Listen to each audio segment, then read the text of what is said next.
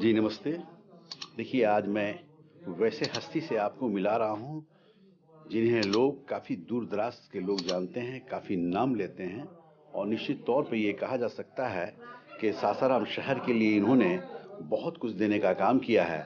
आप सुने होंगे नाथ नर्सिंग होम के बारे में सुने होंगे, उन्हीं के ये निदेशक हुए, ये ऑर्गेनाइज़र हुए, ये उसके सब कुछ हुए जिनका नाम डॉक्टर शिवनाथ जी हैं।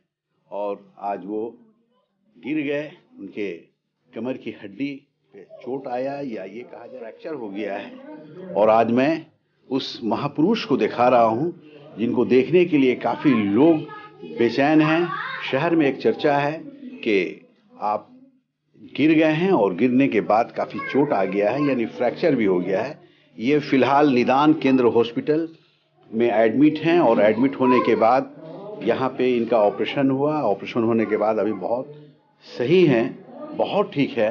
मैं दिखा रहा हूँ, उस हस्ती को दिखा रहा हूँ जिन्होंने शहर में बहुत कुछ दिया है। ये उनके साहबजादे हुए। इनसे मैं जानना चाहूँगा, क्या सर, क्या नाम है आपका? राजेश राजेश सिंह। अच्छा, तो कैसे गिर गए थे? बेड पे उठते समय। अच्छा, उठते समय कब गिरे हैं? हुआ करीब एक हफ्ता हो गया। एक हफ्ता हो गया। यहाँ कब कब से एडमिट है? यहाँ पे 3 दिन से एडमिट। 3 दिन से। क्या ऑपरेशन हो चुका है क्या? कैसा ऑपरेशन लग रहा है आपको?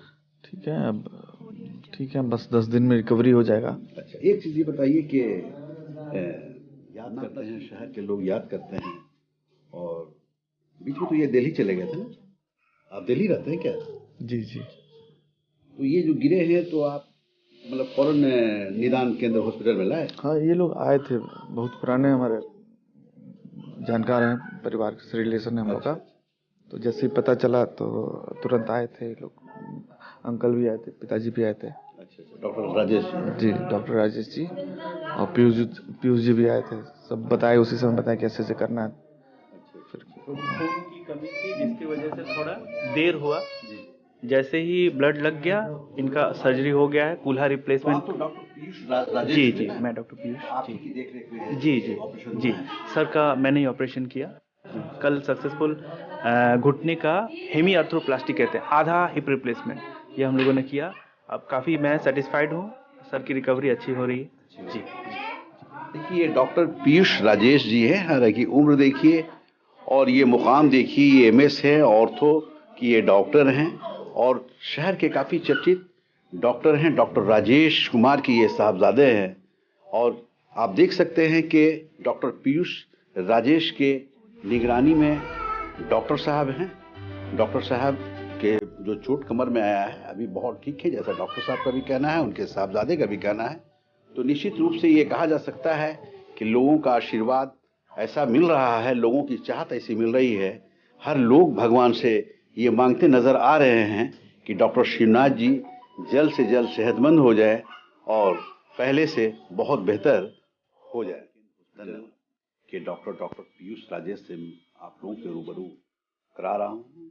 बहुत बेहतर ये इलाज कर रहे हैं और साथ ही साथ इनका ऑपरेशन किया हुआ जो भी मरीज रहता है वो काफ़ी सफलतापूर्वक ठीक होकर जाता है। डॉक्टर साहब से मैं रूबरू आप लोगों से करा रहा हूँ। डॉक्टर साहब, बहुत कम उम्र में आपने ये अचीव पाया है, ये एक बड़ी बात है। ये अचीव किसके बारे में कहेंगे, किसके बारे में आप कहेंगे, कौन आपको इस मुकाम पे लाने की कोशिश? इन सभी का श्रेय मेरे पिताजी को है। वो बचपन से ही मैं उनको डॉक्टर बनते हुए देखा हुआ है मैंने। तो उनके काम की तरह मैंने भी सोचा था बचपन से ही कि मुझे भी डॉक्टर बनना है। और फाइनली मैं एमबीबीएस करने के बाद एमएस ऑर्थो करा इंदौर से, और सासाराम में ही पापा ने कहा स्टार्ट करो।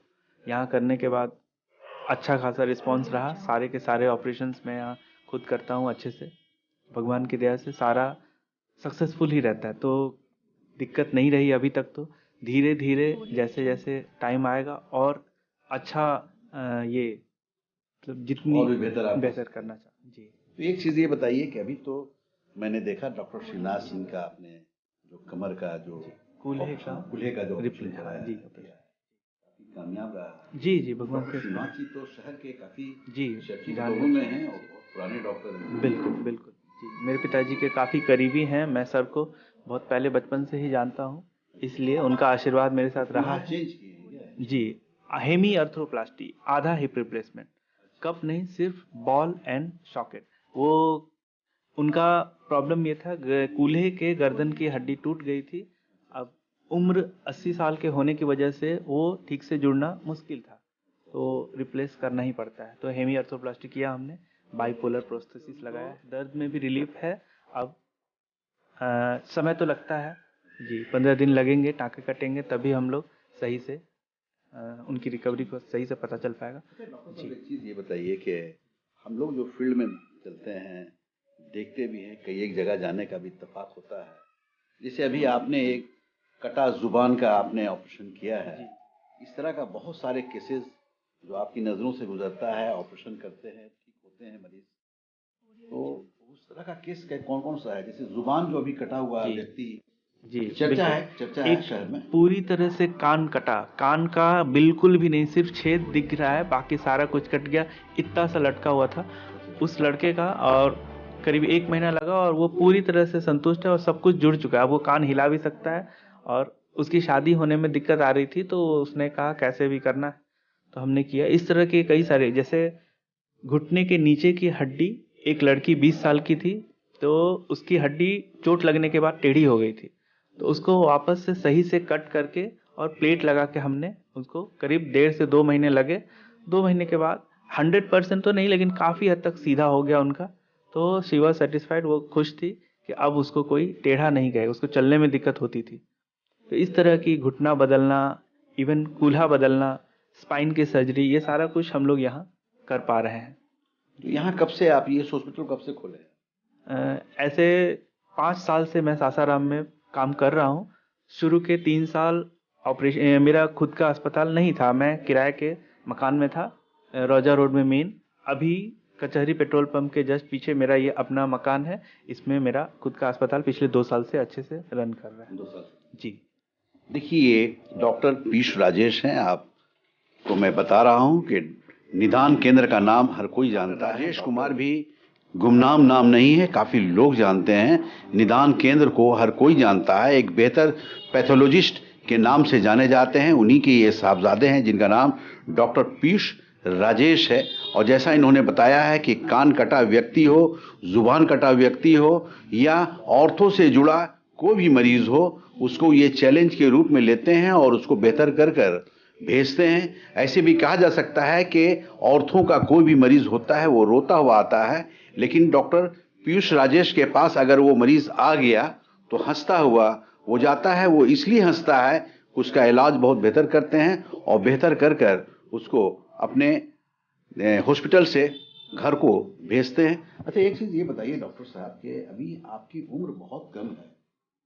मुझे लगता है कि अभी जो डॉक्टर जो आपके हमपेशा हैं, उसमें सबसे कम उम्र के डॉक्टर लगते हैं आप, जैसा मुझे जानकारी है। जी जी, कम टाइम, मुझे एसआरशिप का भी टाइम नहीं मिला, कोरोना आ गया था, तो पिताजी ने कहा आके यहाँ सारा काम करो। तो जब मैं यहाँ आया था तो मुझे लगा था मुझे टाइम लगेगा, लेकिन जैसे जैसे मैं यहाँ काम करता गया, जितना चैलेंजिंग से चैलेंजिंग केसेस आए और मैंने सबको डील किया, भगवान की दया से सब लोग खुश हैं, मुझे दुआ देते हैं और काम मैं ऐसे ही करता अच्छा, एक रहूं। चीज़ ये है कि शायद आपकी बहन भी तो डॉक्टर है। जी, मेरी तो वो सिस्टर कहाँ बैठती है? डॉक्टर श्वेता, चैम्बर उनका यहीं पे है। अच्छा, और अच्छा। स्त्री रोग विशेषज्ञ हैं जी। अच्छा, स्त्री रोग विशेषज्ञ। जी जी जी। तो उनका बैठने का टाइम क्या है? टाइमिंग सुबह 9 बजे से 5 बजे के बीच बैठती हैं जी जी। आपका टाइम? टाइम तो मेरा भी यही है, 9 से 5, लेकिन मैं तो 24 घंटे के लिए अवेलेबल हूँ। कभी भी हमारे यहाँ तो टूट फूट के साथ आते हैं लोग, तो कभी रात में भी आए तो 24 घंटे इमरजेंसी सेवा भी उपलब्ध है जी। देखिए, डॉक्टर पीयूष राजेश जो बता रहे हैं, मैं आपको दिखा रहा हूँ, लाइव करा रहा हूँ, मैं आप लोगों को सुना रहा हूँ। निदान केंद्र हॉस्पिटल एक ऐसा हॉस्पिटल है जो स्थानीय कचहरी मोड़ के पास एक पेट्रोल टंकी है और पेट्रोल टंकी के ठीक बगल से ही एक गली है। उसी गली में इनका बब हॉस्पिटल है जहां 24 घंटा इलाज ये किया करते हैं। चूँकि डॉक्टर पीयूष राजेश काफ़ी चर्चित डॉक्टरों में हैं और निश्चित तौर पे इस हॉस्पिटल में आज मरीजों की भीड़ काफ़ी देखी जा रही है। मरीज इसलिए आते हैं कि यहाँ सारी व्यवस्था है, बहुत बेहतर इलाज होता है और स्टाफ भी अच्छे हैं, डॉक्टर भी अच्छे हैं। और जब सब कुछ अच्छा है तो मरीज भी जो आते हैं वो अच्छे होकर ही से रूबरू करा रहा हूँ। निदान केंद्र हॉस्पिटल की डॉक्टर हैं, डॉक्टर श्वेता राजेश।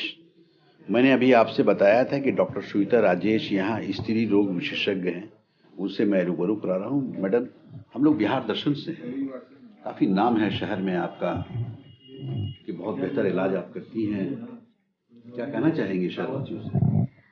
मेरा ये कहना है कि मैं यहाँ पर आई हूँ ताकि लोगों को मैं एक अच्छी मेडिकल सुविधा प्रदान कर सकूँ।